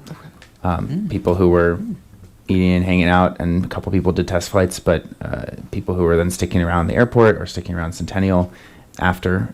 Councilmember Christ and I certainly came from out of out of town to visit there. And so there is a real, whether it's a tourism element or an innovation element or a longer term investment. I mean, that is definitely, I partly went to see the aircraft itself and partly went also to just understand kind of where the industry is, because that does seem, if that's a direction we want to be moving in, which a lot of the Sustainable Aviation Ordinance that passed a few years ago indicates, then we should understand the opportunities beyond just a few planes, because it's attracting people to come and see innovation. And we have the St. Vrain Valley Innovation Center that might have students who want to understand electric aircraft motors and innovate with that. And they just flew the drones the other night. So we have a lot of aviation innovation happening here. And the question is how fast do we want to bring it? Good point in that with electric, you need charging stations along your route. So there was an area in Central California that 3 airports went into collaboration to provide those charging stations 30 minutes apiece, 30 minutes apart between them. So you could do your cross country, you could qualify for some flight requirements and be able to get a charge and keep going and use an electric trainer for it. So it's interesting. And speaking of the drones, yes, they did an incredible job at the 4th of July drone show and fireworks downtown. I think everybody got startled by the eagle. He had what led to the eagle, but then he morphed into the eagle and turned around with his beak open looking at you, and it was pretty wild. So great job again to the Innovation Center on all they're doing, and they're doing so many shows now. They've really come into their own, which is super exciting. Did you have something you want to say, Steve? Charles? I have a comment. Yeah. In the spirit of snarky comments, not really snarky, but I like it, so thank you. the way. Thank you, thank you. I appreciate the leadership there. Half snarky, but as we're crafting language for a number of planes in the pattern, this might sound obvious to you all, but if you're an electric plane, you go to the front of the queue and you can stay in that. You can get to the front of that pattern. Little promotion for electric planes. Right? I Just don't think we can't tell what they are. they can anyway. We have to look more into that. Yeah. So Not in sure. aviation, though, interestingly, the smallest guy wins. So the least nimble gets priority. So they're still, yeah, You they're could still make an nimble. argument with you have the least amount of flight time that you There need you more go. priority. See? Then everybody's gonna have to be It's like, running off hey, their I'm about to logbook. run out of electricity, guys. Come on. True. It's like you're just taking off. What do you mean? No, I was kidding. Right. I took off on my last cell. All right, Mr. Quick comment, an hour's worth of flight time for an hour's worth of charging. The limitation right now is weight. These batteries that are used in electric aircraft are the same that are used in EVs. They weigh a ton. Actually, they weigh about 880 kilograms for 3 hours worth of charge. That doesn't translate very well to a good flight platform. So until we get more efficiency in terms of charging and in terms of energy density in batteries, that's what we're stuck with right now.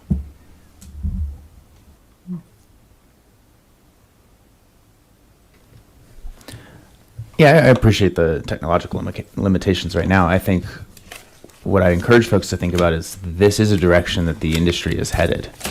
And the question is, at what point does Longmont want to be ready to adopt that technology?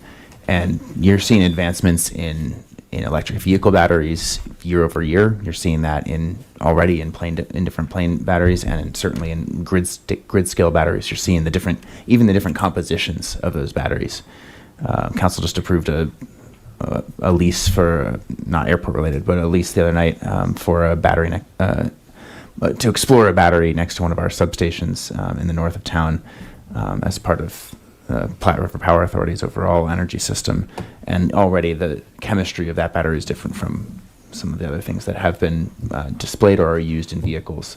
So there's a lot of rapid innovation happening in the battery space.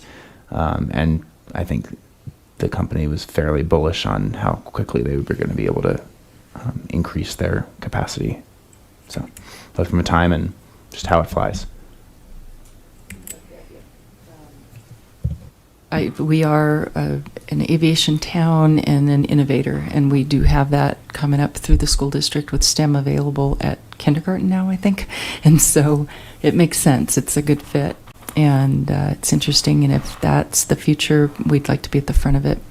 And we've got our own power company with Longmont Power and Communications, so we're really in a fortunate position where Boulder has Excel for their power, so they've got different governing bodies where we don't have that kind of conflict. So it's been interesting for a long time, and interesting to watch the technology develop.